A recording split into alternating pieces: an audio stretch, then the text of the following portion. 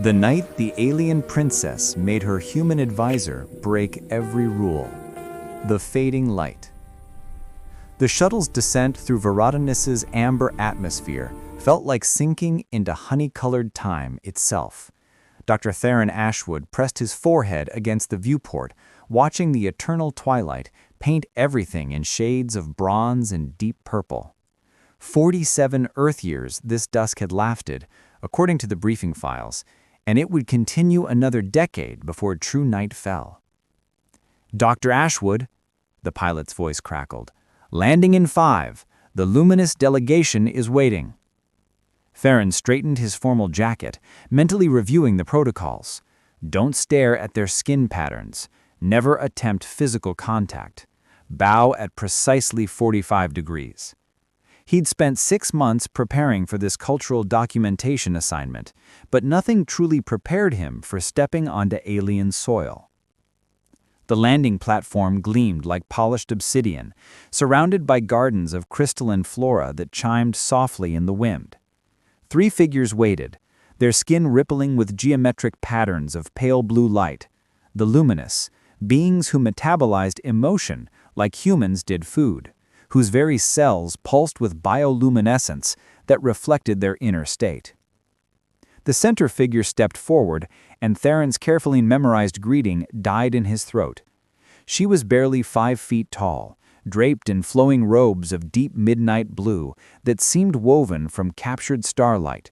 Her skin bore patterns of intricate spirals and waves, but where her companions glowed steady and bright, her luminescence flickered like a candle in wind. Silver hair fell past her shoulders, moving with an almost liquid grace. When her eyes met his, large and opalescent, shifting between violet and gold, something in his chest tightened inexplicably. "Dr. Ashwood," she said, her voice melodic with harmonics no human throat could produce. "I am Lady Selenara of House Luminous. Welcome to Varadonus." She extended her hand, then caught herself, pulling it back with a sad smile. "Forgive me.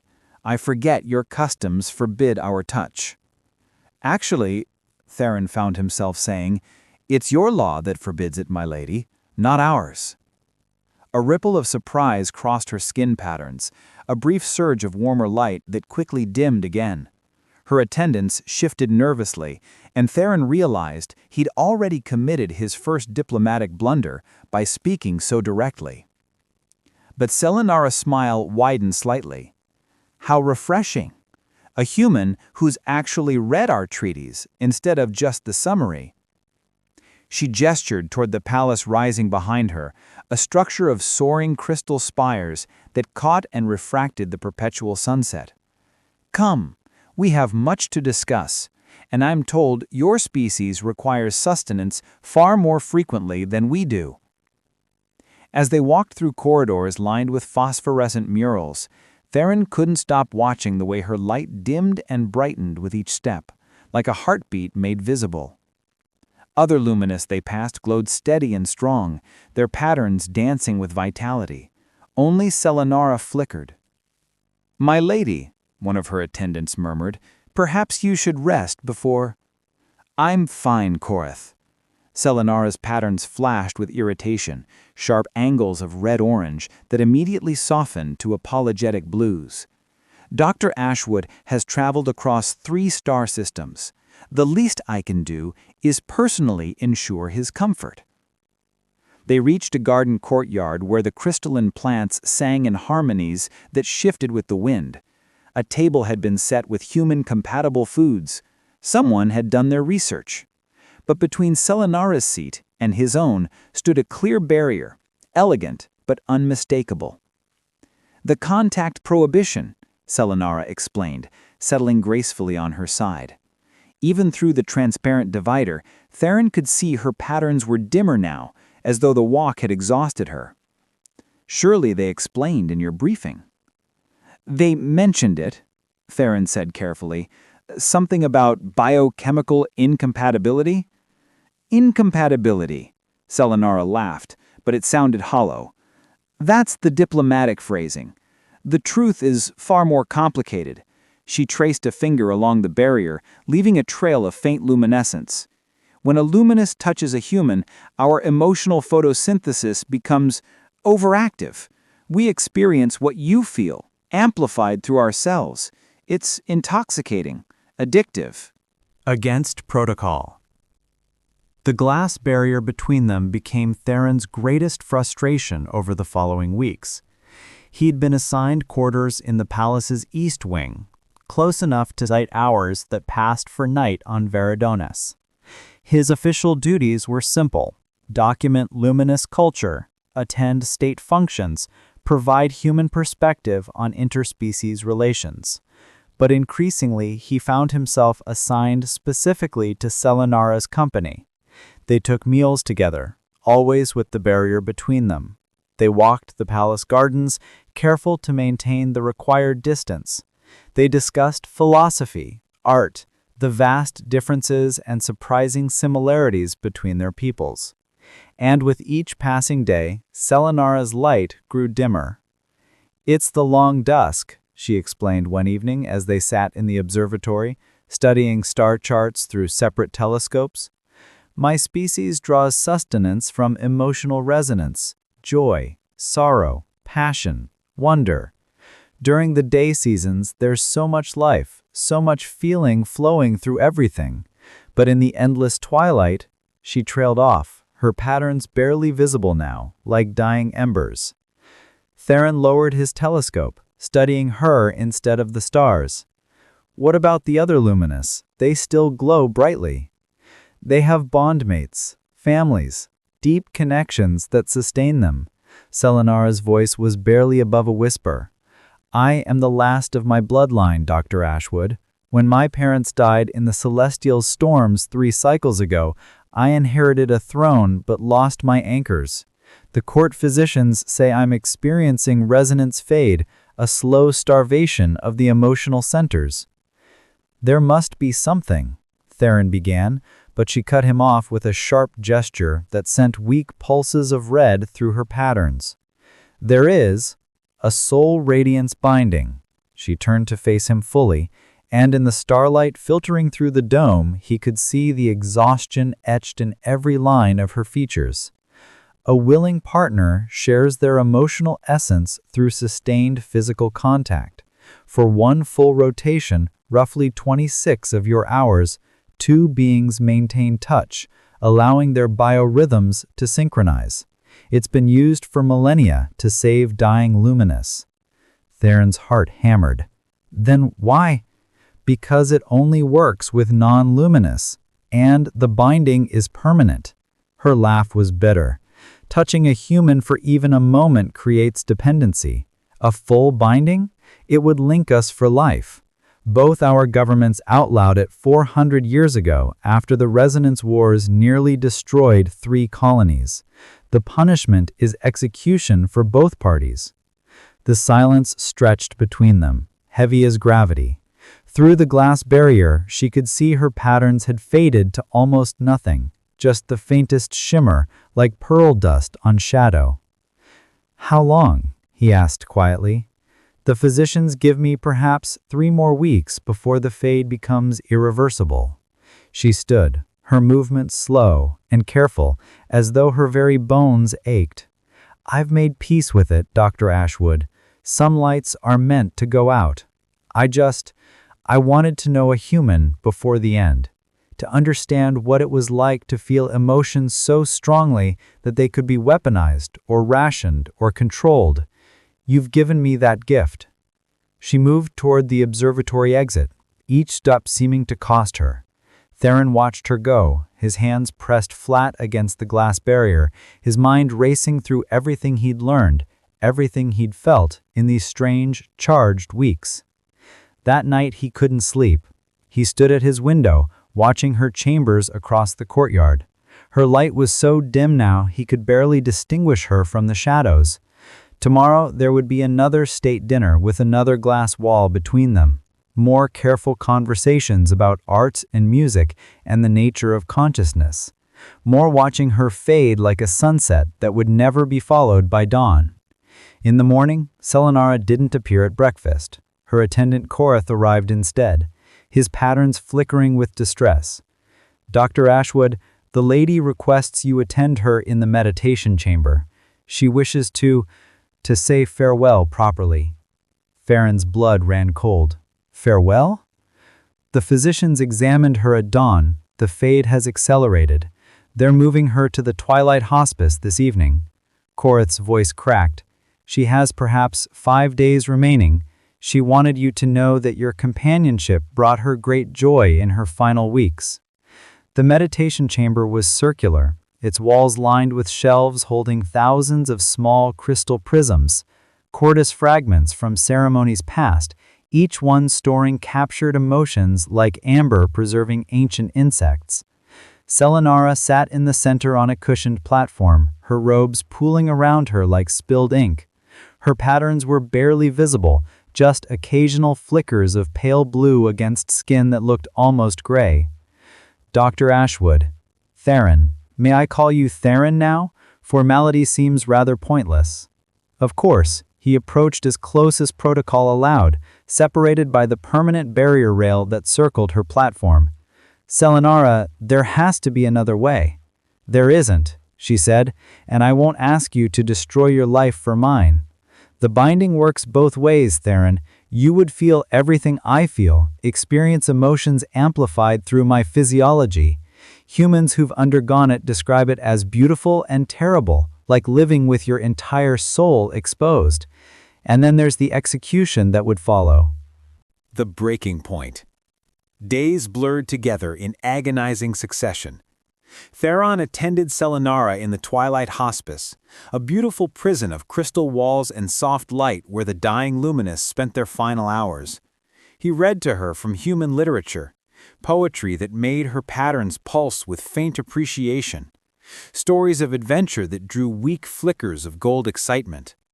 On the 63rd day of his assignment to Veridonis, Selenara was scheduled to attend one final state ceremony, a blessing of the seasonal transition, her last official act as Lady of House Luminous. The physicians protested, but she insisted, her voice carrying an echo of her former authority. Theron watched from the diplomatic gallery as she entered the grand hall, supported by attendants on either side. Her robes had been designed to reflect light, creating an illusion of vitality, but anyone could see the truth. Her patterns barely flickered. Her movements were slow, measured, each step clearly painful. The ceremony required her to touch the eternal prism, a massive crystal at the chamber's center that had been blessed by every luminous leader for 1,000 generations. She approached it with dignity, reached out her hand, and collapsed. The crystal rang out like a bell as she fell, her attendants lunging, but not fast enough. She hit the polished floor hard, her body curling instinctively, and for a terrible moment, her patterns went completely dark. The hall erupted in chaos. Physicians rushed forward, guards blocked the entrances. Theron found himself on his feet, his diplomatic training warring with an instinct so powerful it felt like gravity. He watched them carry her limp form out on an anti-grav stretcher, her face slack, her skin gray as ash. That night he stood outside the hospice, staring at the building where she lay dying. The perpetual twilight painted everything in shades of amber and shadow. Somewhere in there, beyond crystal walls and locked doors and centuries of carefully crafted law, a woman was fading out of existence. A woman who had listened to his theories about ancient earth music with genuine fascination, who had laughed at his terrible attempts at pronouncing luminous poetry, who had once told him, late one evening when he thought he wasn't listening, that his presence made her light burn brighter than any emotional resonance therapy ever had. Theron pulled up his communication device, accessing the palace security protocols he'd been granted for his research. It took him 40 minutes to find the override sequences, another 20 to plan a route that would avoid the night guards.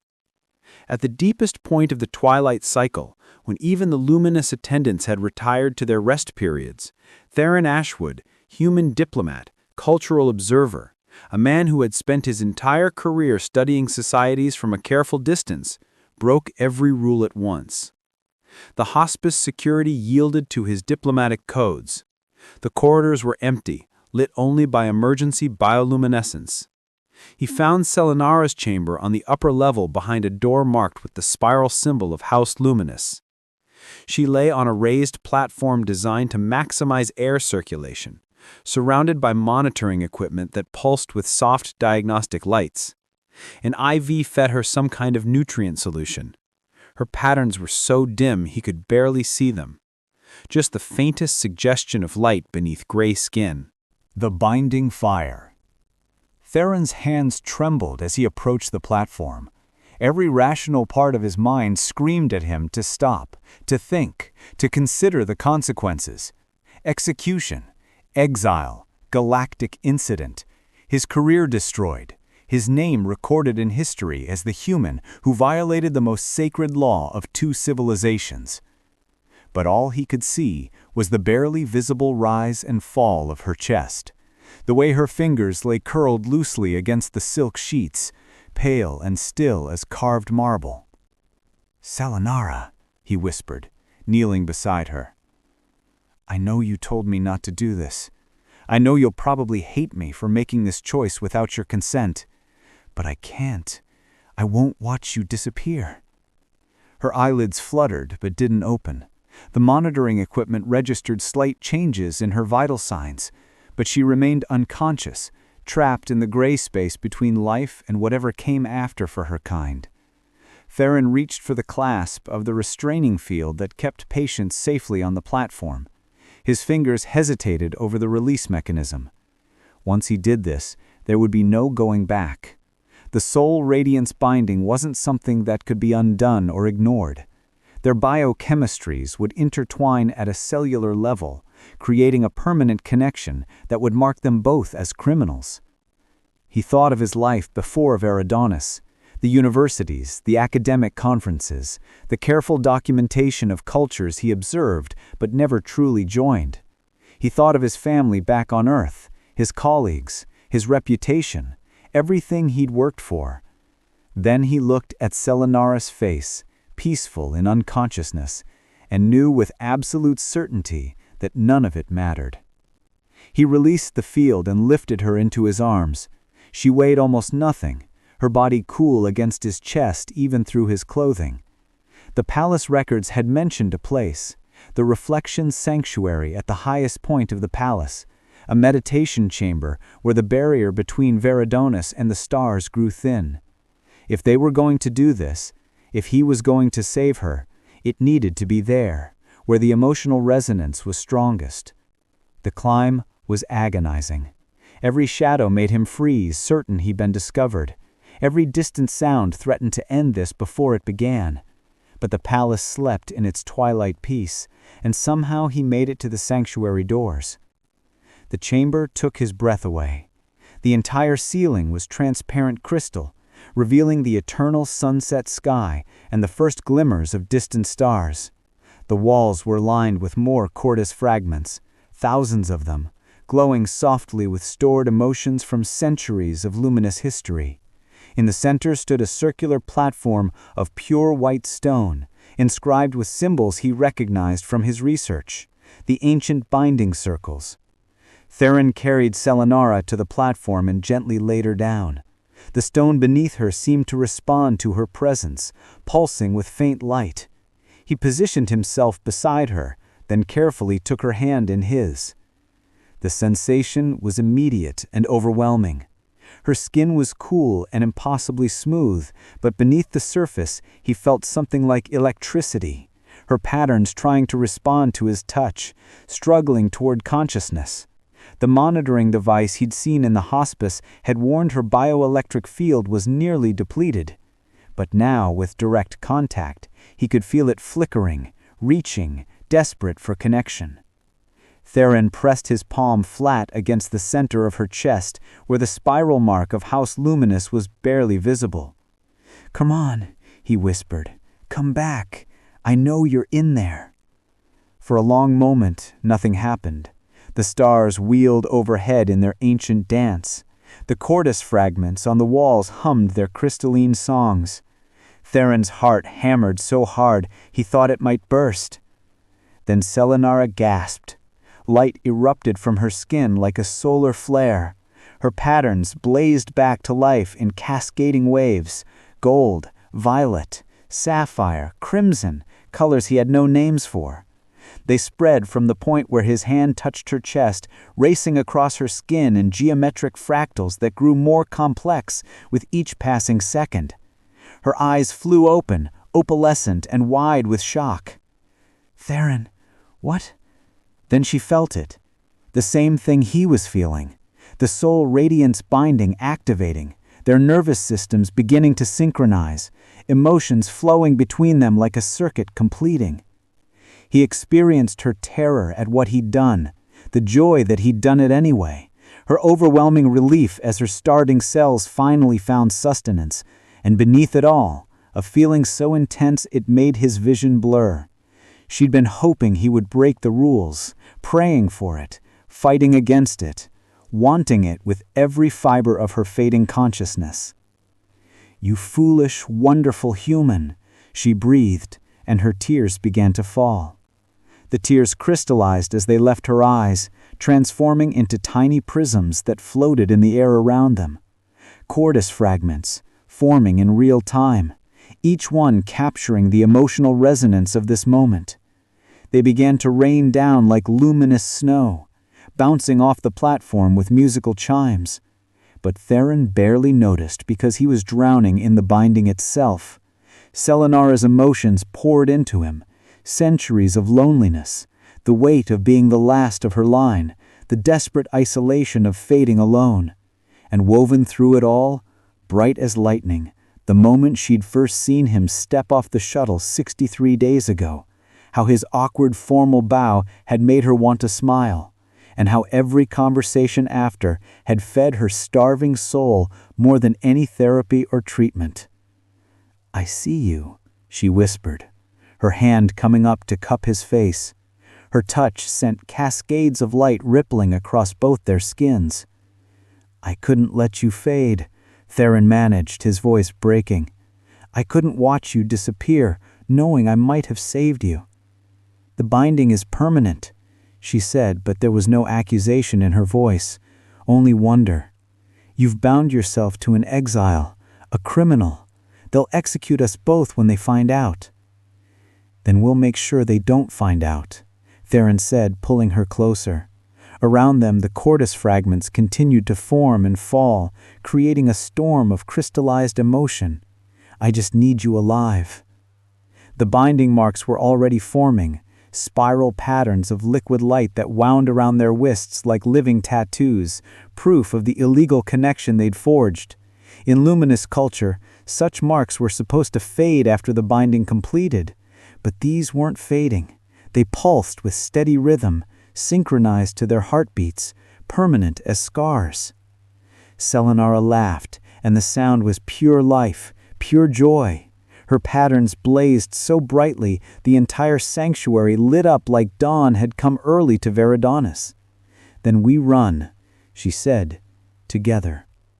They stayed on the platform until the binding stabilized, their bodies learning each other's rhythms, their emotions settling into a new equilibrium that was neither fully human nor fully luminous, but something entirely their own. Through the crystal ceiling, the stars burned cold and distant, indifferent to laws or consequences. And for the first time in months, Selenara's light burned steady and strong. Stars beyond law. Dawn, such as it was on a planet locked in eternal twilight, came too quickly. They had perhaps 3 hours before the hospice staff would notice Selenara's absence, maybe 4 before palace security pieced together what had happened. Theron's diplomatic codes would be revoked the moment they discovered his crime. The sanctuary would be the first place they'd search. "There's a medical frigate in the diplomatic hangar," Theron said as they descended from the sanctuary, moving quickly through the still sleeping palace. "It's registered under human jurisdiction for emergency evacuations, if we can reach it before the security lockdown." "The codes won't work from me," Selenara interrupted, her voice steady despite the enormity of what they were doing. Her patterns flickered with anxiety, deep purples and grays, but underneath ran currents of gold determination. I'm luminous nobility. The hangar biometrics will flag my presence immediately. Not if you're registered as my medical patient under human jurisdiction. Theron pulled up his wrist comm, fingers flying across the interface. I'm authorized to transport biological samples and live subjects for research purposes. I just need to file you under specimen transfer protocols. Selenara made a sound between a laugh and a sob. Specimen transfer? How romantic. Would you prefer kidnapped alien royalty? Despite everything, Theron found himself grinning.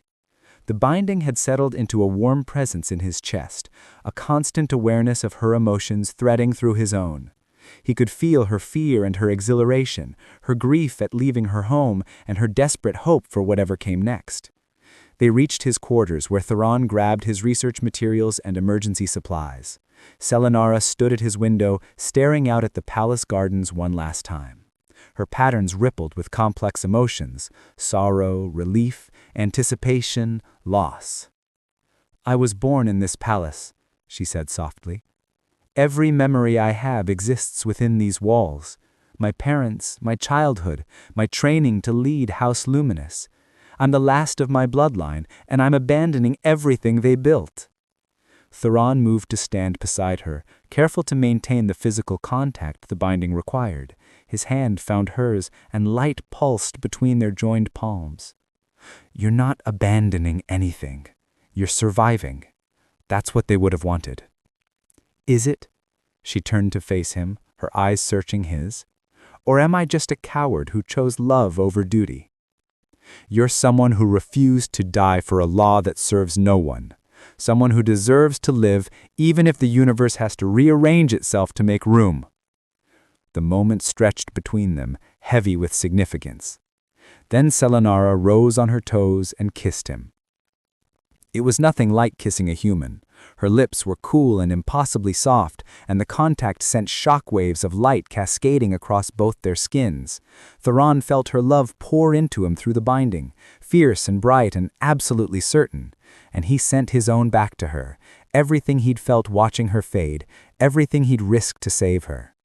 When they broke apart, both were glowing so brightly they could have lit the entire palace. We should go, Selenara whispered, before I lose my courage. The path to the diplomatic hangar required crossing 3 security checkpoints. Theron's codes held at the first 2, but at the third an alert flashed across the guard screen.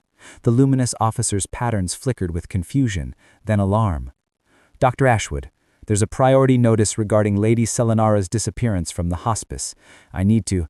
He stopped, his eyes widening as he took in their joined hands, the matching spiral marks glowing at their wrists.